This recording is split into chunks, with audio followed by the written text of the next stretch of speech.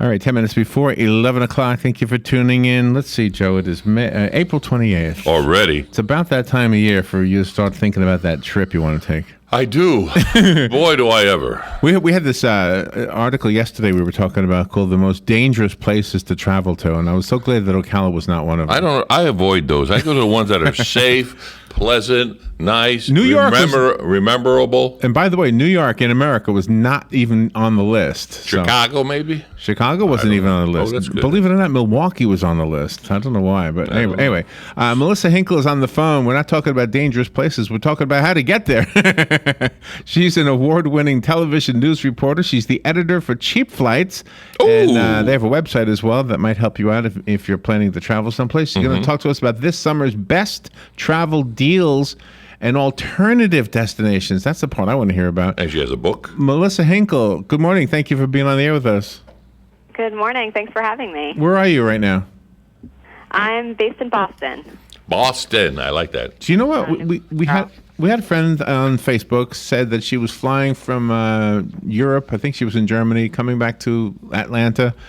And they offered €1,000 to give up your seat, and then you'd catch the next flight. Is that commonplace? Does that happen a lot? It can happen, yeah, depending on the situation. So wow, that was her though. I hope that happens for me. I'm going to do that. Get $1,000 just for saying no, €1,000. I don't know. It's about the same, right? I don't know, a little less now, I think. Yeah. So is that an important consideration as far as the currency goes, as far as getting a cheap flight? Yeah, certainly. So we're seeing airfares at a 5-year low heading into the summer travel season this year, and the U.S. dollar is really strong abroad. So it's definitely a consideration. Yeah. So what are some of the alternative destinations? A common destination is right here in our own backyard. Orlando is a huge destination, right? Yeah, we are seeing that as a cheap destination, nationally speaking, so across the board. In terms of destinations that are trending down in price out of Orlando, some domestic deals for you. Yes. Plus L.A., so if you want to head to California, get some fun in the sun and entertainment culture, L.A. might be a good bet for you this year. Also Nashville, so music scene, good times in Nashville.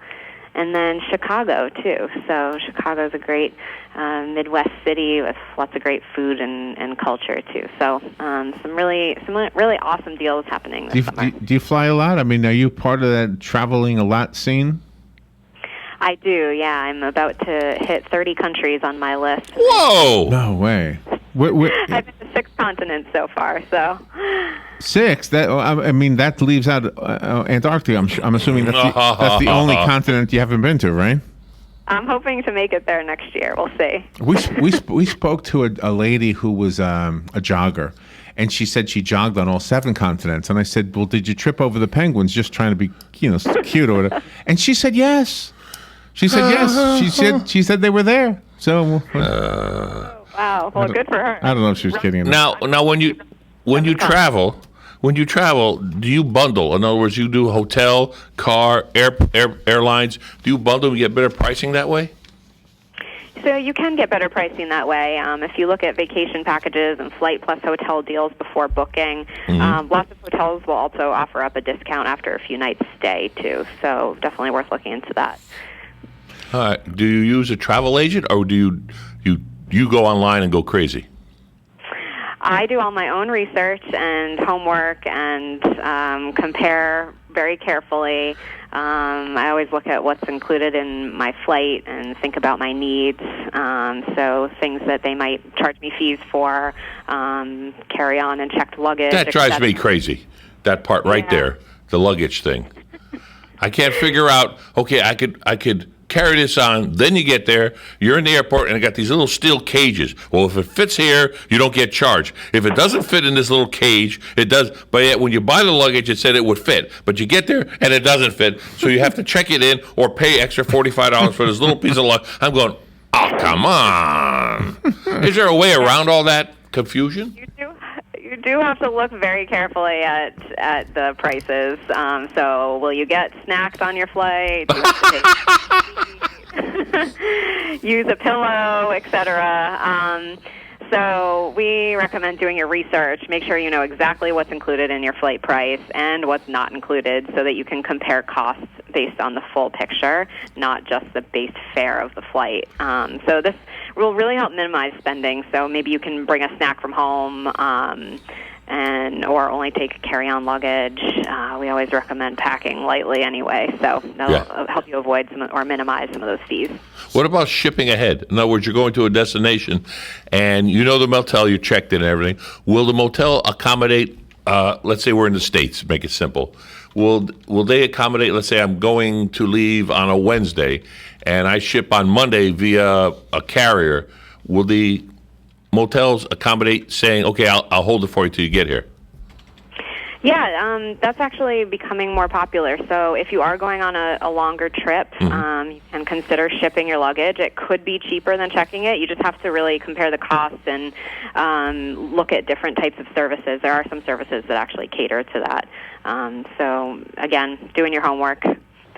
Well, yeah, because you just said pack it light, and light equals less money. But on an airplane, they don't go by weight; they go by size. Am I correct? It's weight and size, so it's a combination. Yeah, I have a particular suitcase that I use on all of my trips that's carry-on size and tested and proven. So. It fit in the steel cage. Is that what you're saying? Yeah, it fits in the steel case. when you use cheapflight.com, do you like, for example, if you're going to a city that has more than one airport? New York is a good example. You've got Kennedy, LaGuardia, and a lot of people land in Newark. Some people land in Islip Airport, out on the island. Let's say I don't know any of that. I only know it because that's where I'm from. But let's say I'm going to Chicago. I don't know all the airports up there. Does Cheap Flight help me figure out which is the best airport?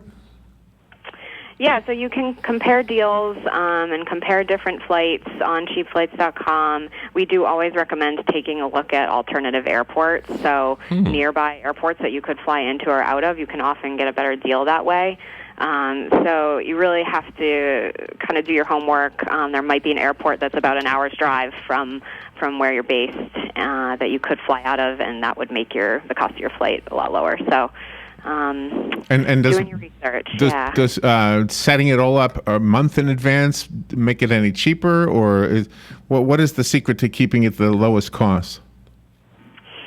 Yeah, so, we recommend planning as far ahead as you can. Airlines are constantly tinkering with their approach, so schedules and when they release deals, and kind of just when you think you've figured out the equation, they'll change it up. And some airlines have more regular schedules than others, but even then it varies a lot by route and time of year. So when you're planning, you really have to be thorough in your research. But we do tend to find the best deals either very far in advance or at the last minute. So keeping that in mind, too. New York to Orlando, it says on the website, it says anywhere from $126 to $3,316. What? That's huge. Well, if you're coming from Germany, maybe that's how much you got to pay, or Japan. Well, it says New York to Orlando. Oh, New York to Orlando? Yeah, what does that mean? Why is Prices can change dramatically and frequently. So some of the trends we've been looking at, though, are a very big picture kind of macro look at our airfare trends. So wow, I can't imagine going from New York to Orlando and paying $3,000. That must. Well, that comes with a butler, I guess. That's the desperate traveler, right? We're in spring break season, so we've got to keep the seasonality in mind as well. Oh, but Cheap Flights just categories everything for you. Just like you say, do your homework and you go on that line and you have it all set. Yeah, so we offer a really wide range of deals, and you can compare on our site. So yes, we offer a very wide range. Yep. Melissa, thank you for being on the show. The website we want the listeners to know about is cheapflights.com, correct? Yes, that's where you can compare deals, look for flights. Also, check out our travel blog for more tips. Oh, cool! All right, excellent. I will do that myself. I can't believe these prices here. I mean, some of them vacation time. I can't believe the low end too. I mean, the low end is good. Dallas to Orlando, $79, Joe. I like it. Wow, that's pretty good. Thank you so much, Melissa. Thank you very much. All right, we will take a break. Be right back.